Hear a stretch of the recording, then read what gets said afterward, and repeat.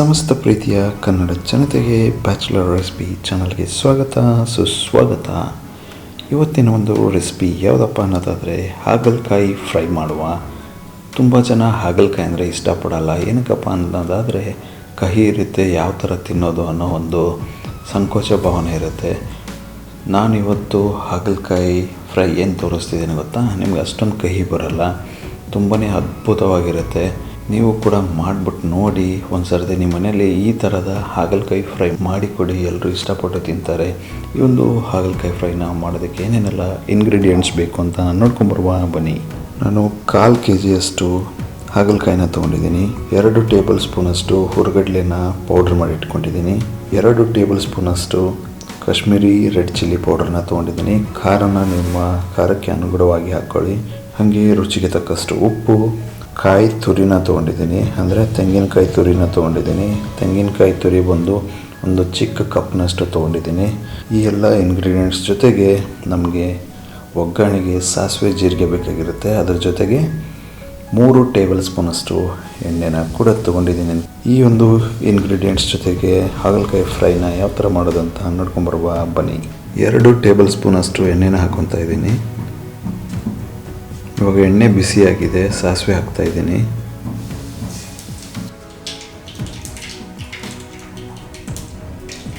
ಸ್ವಲ್ಪ ಜೀರಿಗೆ ಹಾಕ್ತಾ ಇದ್ದೀನಿ. ಇವಾಗ ನೋಡಿ, ಜೀರಿಗೆ ಸಾಸಿವೆ ಚೆನ್ನಾಗಿ ಸಿಡಿತಾ ಇದೆ. ಇವಾಗ ಹಾಗಲಕಾಯಿನ ಹಾಕ್ಕೊಳ್ಳುವ.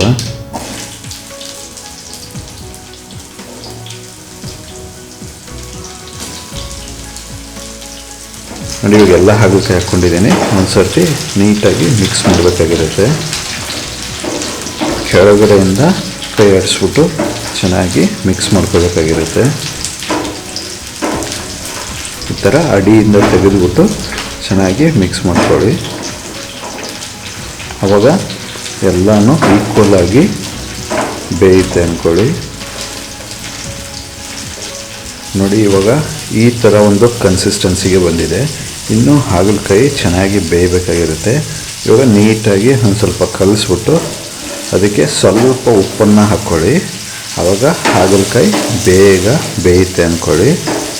ಈ ಥರ ಒಂದು ಸರ್ತಿ ನೀಟಾಗಿ ಕಲಿಸಿದಾದಮೇಲೆ ಒಂದು 2 ನಿಮಿಷಗಳ ಕಾಲ ಮುಚ್ಚಿಬಿಟ್ಟು ಇಟ್ಬಿಡಿ. ಆವಾಗ ಹಾಗಲಕಾಯಿ ನಿಮಗೆ ಚೆನ್ನಾಗಿ ಬೇಯುತ್ತೆ ಅಂದ್ಕೊಳ್ಳಿ. ನೋಡಿ, ಇವಾಗ 2 ನಿಮಿಷಗಳ ಕಾಲ ನಾನು ಮುಚ್ಚಿಬಿಟ್ಟು ಬೇಯಿಸಿದ್ದೀನಿ ಅಂದ್ಕೊಳ್ಳಿ. ಇವಾಗ ಈ ಥರ ಆಗಿದೆ. ಒಂದು ಸರ್ತಿ ಚೆನ್ನಾಗಿ ಮಿಕ್ಸ್ ಮಾಡ್ಕೋಬೇಕಾಗಿರುತ್ತೆ, ಇಲ್ಲಾಂದರೆ ಸೀದೋಗೋ ಚಾನ್ಸಸ್ ಇರುತ್ತೆ. ನೋಡಿ, ಇವಾಗ ಯಾವ ಥರ ಕಾಣಿಸ್ತಾ ಇದೆ. ಬೇಯಿಸೋಕ್ಕಿಂತ ಮುಂಚೆ ಕಂಪ್ಲೀಟ್ ಗ್ರೀನ್ ಕಲರಲ್ಲಿತ್ತು. ಇವಾಗ ನೋಡಿ, ಕಲರು ಲೈಟಾಗಿ ಗೋಲ್ಡನ್ ಕಲರಲ್ಲಿ ಚೇಂಜ್ ಆಗ್ತಾ ಉಂಟು. ಇವಾಗ ಇದು ಇನ್ನೊಂದು ಸ್ವಲ್ಪ ಬೇಯಬೇಕಾಗಿರುತ್ತೆ. ಇನ್ನೊಂದು ಸ್ವಲ್ಪ ಬೆಂದಾದಮೇಲೆ ಇದಕ್ಕೆ ಉಪ್ಪು ಖಾರನ ಹಾಕಬೇಕಾಗಿರುತ್ತೆ.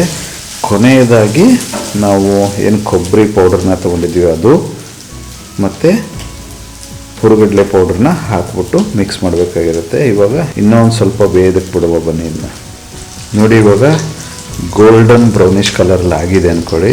ಇವಾಗ ಇನ್ನೊಂದು ಸರ್ತಿ ಚೆನ್ನಾಗಿ ಮಿಕ್ಸ್ ಮಾಡಿಬಿಟ್ಟು ಇದಕ್ಕೆ ಹುರುಗಡ್ಲೆ ಪೌಡ್ರು, ಉಪ್ಪು ಖಾರನ ಹಾಕ್ಕೊಳ್ಳುವ.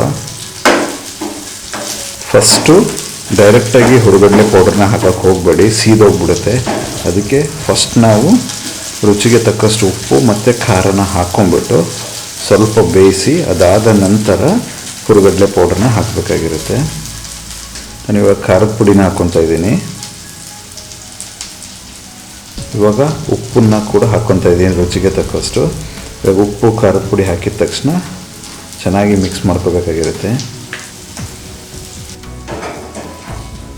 ಈ ಥರ ಚೆನ್ನಾಗಿ ಒಂದು ಸರ್ತಿ ಮಿಕ್ಸ್ ಮಾಡ್ಕೊಳ್ಳಿ ಉಪ್ಪು ಖಾರ ಹಾಕಿದ ಮೇಲೆ. ಯಾಕಂದರೆ ಎಲ್ಲ ಒಂದು ಹಾಗಲಕಾಯಿ ಸ್ಲೈಸ್ಗೂ ಕೂಡ ಉಪ್ಪು ಖಾರ ಕರೆಕ್ಟಾಗಿ ಮಿಕ್ಸ್ ಆಗಬೇಕಾಗಿರುತ್ತೆ. ನೋಡಿ, ಇವಾಗ ಉಪ್ಪು ಖಾರ ಚೆನ್ನಾಗಿ ಮಿಕ್ಸ್ ಆಗಿದೆ. ಇದಕ್ಕೆ ಹುರುಗಡ್ಲೆ ಪೌಡ್ರನ್ನ ಹಾಕ್ಕೊಳ್ಳುವ. ಈ ಥರ ಹುರುಗಡ್ಲೆ ಪೌಡ್ರನ್ನ ಹಾಕ್ಬಿಟ್ಟು ಚೆನ್ನಾಗಿ ಮಿಕ್ಸ್ ಮಾಡಬೇಕಾಗಿರುತ್ತೆ.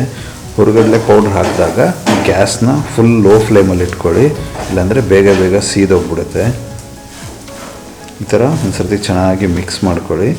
ಹುರುಗಡ್ಲೆ ಪೌಡ್ರ್ ಚೆನ್ನಾಗಿ ಮಿಕ್ಸ್ ಆದ ನಂತರ ಇದಕ್ಕೆ ನಾವೇನು ಕೊಬ್ಬರಿಯನ್ನು ತುರಿದ್ಬಿಟ್ಟು ಇಟ್ಕೊಂಡಿದ್ದೀವಿ, ಅದನ್ನು ಹಾಕ್ಕೊಳ್ಳುವ. ನೀವು ಒಣ ಕೊಬ್ಬರಿ ಕೂಡ ಹಾಕ್ಕೋಬೋದು, ಇಲ್ಲ ಅಂತಂದರೆ ಹಸಿ ಕೊಬ್ಬರಿ ಕೂಡ ಹಾಕ್ಬೋದು. ನಾನು ಡ್ರೈ ಕೋಕೋನಟ್ನ ಯೂಸ್ ಮಾಡಿದ್ದೀನಿ, ಚೆನ್ನಾಗಿರುತ್ತೆ ಅದು ಒಂಥರ.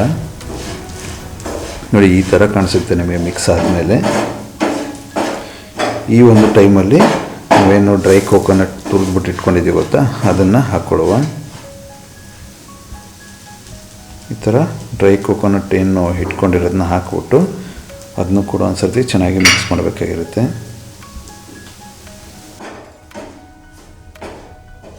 ನೋಡಿ ಇವಾಗ ಹೆಂಗೆ ಕಾಣಿಸ್ತಾ ಉಂಟು, ಕಲರ್ಫುಲ್ಲಾಗಿ ಗೋಲ್ಡನ್ ಬ್ರೌನ್ ಕಲರಲ್ಲಿ ಸಕ್ಕತ್ತಾಗಿ ಕಾಣಿಸ್ತಾ ಉಂಟು. ಈ ಥರ ಚೆನ್ನಾಗಿ ಮಿಕ್ಸ್ ಮಾಡಿಕೊಂಡು ಮತ್ತೆ 1 ನಿಮಿಷಗಳ ಕಾಲ ಬೇಯಕ್ಕೆ ಬಿಡಿ. ನಾನು ಆವಾಗಲೇ ಹೇಳ್ದಂಗೆ ಗ್ಯಾಸ್ನ ಕಂಪ್ಲೀಟ್ ಲೋ ಫ್ಲೇಮಲ್ಲಿ ಇಟ್ಕೊಳ್ಳಿ, ಇಲ್ಲಾಂದರೆ ಸೀದೋಗೋ ಚಾನ್ಸಸ್ ತುಂಬ ಜಾಸ್ತಿ ಇರುತ್ತೆ. ನೋಡಿ ಅದ್ಭುತವಾದಂಥ ಹಾಗಲಕಾಯಿ ಫ್ರೈ ರೆಡಿ ಆಗಿದೆ ಅಂದ್ಕೊಳ್ಳಿ. ನೋಡಿ ಯಾವ ಥರ ಕಲರ್ ಬಂದುಬಿಟ್ಟು ಸಖತ್ತಾಗಿ ಕಾಣಿಸ್ತಾ ಉಂಟು ಅಂದ್ಕೊಳ್ಳಿ. ಸೂಪರಾಗಿರುತ್ತೆ ಈ ಒಂದು ರೆಸಿಪಿ. ನಿಮಗೆ ನೀವು ಕೂಡ ಮನೇಲಿ ಟ್ರೈ ಮಾಡಿ. ಇದು ನಿಮಗೆ ಕಹಿ ಅಂಶ ತುಂಬ ಕಮ್ಮಿ ಆಗಿರುತ್ತೆ, ಯಾಕಂದರೆ ನಾವು ಹುರ್ಗಡ್ಲೆ ಪೌಡ್ರ್ ಹಾಕಿದ್ದೀವಿ, ಹಾಗೆ ಒಣ ಕೊಬ್ಬರಿಯ ತುರಿನ ಹಾಕಿದ್ದೀವಿ.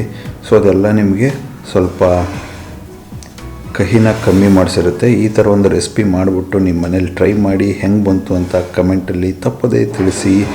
ಈ ಒಂದು ಅದ್ಭುತವಾದಂಥ ರೆಸಿಪಿ ನಿಮಗೇನಾದರೂ ಇಷ್ಟ ಆಗಿದರೆ ಲೈಕ್ ಮಾಡಿ, ಕಮೆಂಟ್ ಮಾಡಿ, ಹಾಗೆ ವಿಡಿಯೋನ ಶೇರ್ ಮಾಡೋದನ್ನು ಮಾತ್ರ ಮರಿಬೇಡಿ. ಚಾನಲ್ಗೆ ಹೊಸದಾಗಿದ್ದರೆ ದಯವಿಟ್ಟು ಸಬ್ಸ್ಕ್ರೈಬ್ ಮಾಡಿ. ಮತ್ತೆ ಸಿಗುವ ಮತ್ತೊಂದು ಹೊಸ ರೆಸಿಪಿಯೊಂದಿಗೆ. ಅಲ್ಲಿವರೆಗೂ ಎಲ್ಲರೂ eat healthy, stay safe. By for now.